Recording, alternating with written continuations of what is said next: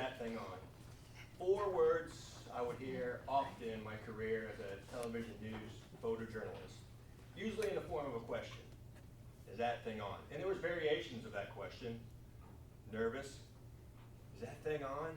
Don't point it at me. Excited. Is that thing on? Hi, Mom. I even heard those words as a threat.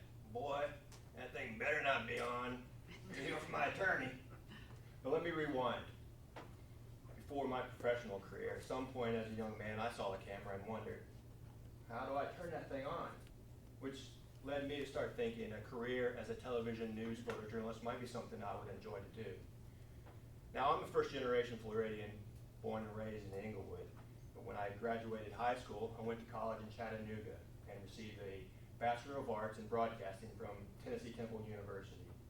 Chattanooga is also the first city I started working in television.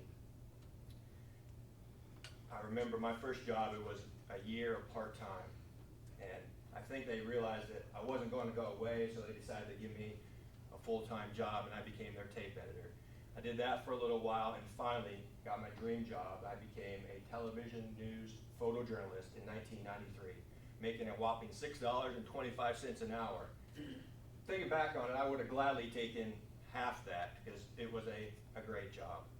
Chattanooga was also one of the first places I started hearing those 4 words, is that thing on? I would work generally with a reporter. The 2 of us would go out and team up and do a story. The reporter's version of those words are a little different. They'd always look at me and say, are you rolling? Yes, I knew they were ready. I was rolling when I was working with an anchor, and we did a story that I still remember as one of my favorites. We went to Lookout Mountain and did a story about a man who would hang glide with his dog. He actually had a little sling and would strap him up, and off they went, Lookout Mountain. That story was also one of the first times I got a little bit of national publicity from Jay Leno, of all people. He used part of this, a reference to the story, in his monologue. I don't remember exactly how it went, but it was something along the lines of if you think bird droppings are bad, down in Chattanooga.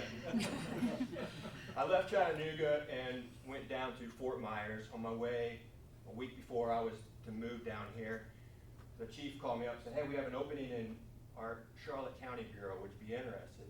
I said, yes. So I ended up living in Punta Gorda, downtown Punta Gorda, and worked right here in Charlotte County, which was pretty cool since I grew up in the area.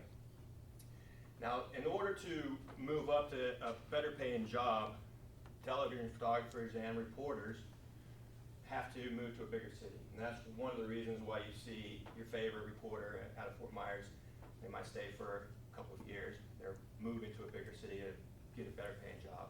I did that after about a year and a half here, and I moved to Birmingham, Alabama. I remember on one particularly very, very windy day, I was driving on the Interstate I-59, which parallels the airport. I happened to look over, and a jetliner was coming in, and it was rocking. I've never seen it before, so rocking back and forth so much. That was one of the first times I thought to myself, man, I wish that thing was on. It happened to be in the back of my truck. The pilot aborted his attempt. I pulled over and was there and got video as he was coming in. He made a successful landing that time, but I was thankful I wasn't on board his plane. But that video ran in the weathercast that night. I left Birmingham after a year there and went to Nashville, Tennessee, where I thought I would just be one more stop, but I ended up staying in Nashville for 16 years. Met my wife there. It was a great city. I also met more celebrities, pro athletes, and country music stars than I can list. Now, country music stars had their own version of those words. It'd be like, you rolling, you ready? Basically meaning they're ready, and if I'm not, it's too bad.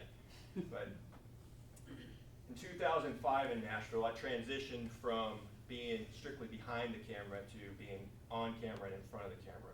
It was a transition that I just kind of embraced more than anything. It's not as glamorous as it sounds because I took 2 jobs and made them into one. Unfortunately, I didn't get the pay of both jobs, but it was a job that I loved, and thankfully, I had no complaints. People often ask me how I would describe it. I would describe it as a front seat to life. whatever was going on that day, I was there in on it. And my role as a news photographer and reporter was not to be ostentatious. It was to be a fly on the wall, so I would record without being a part of it. That's what I tried to do. A little over 4 years ago, my wife and I became parents, and we decided we wanted to raise our son Brady back here by Nana Papa. So we took a huge leap of faith, sold our house, moved to Inglewood without a job and without a home. And I ended up cutting grass for the summer, in the middle of the summer. I can remember sweating, thinking I was about to die, wishing, please somebody pay me to turn that thing on again. Finally, there was an opening at WWSB in Sarasota, Channel 7, and I started working there. And that led to one other variation of those words, because I was working in the market where my mom and my aunt both lived. So on a regular basis, they would call me up and say, Todd, when can we see you on TV? So it was a neat opportunity. 2.5 years ago, I got hired as by the county to be their television production specialist.